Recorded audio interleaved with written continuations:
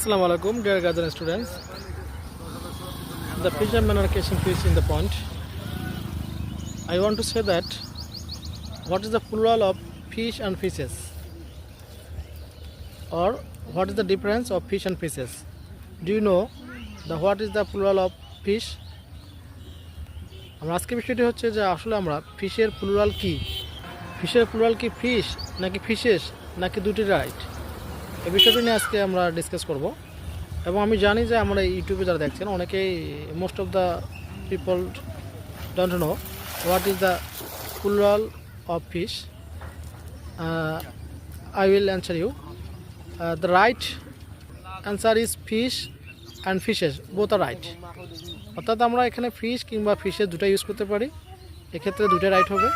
অনেকেই আমরা দেখি যে ফিশের আমরা প্লুরাল ফিশেস দিয়ে দেখি, হয়তো বা কেউ ফিশ দিলে আমরা ওটাকে ভুল মনে করি যে আসলে ভুল করলো কিনা, কিন্তু না, গ্রামাটিক্যাল রুলে আপনি ফিশকে সিঙ্গুলার ইউজ করতে পারেন, ফিশকে প্লুরাল হিসেবে ইউজ করতে পারেন। So fish and fishes both are plural. Thanks all.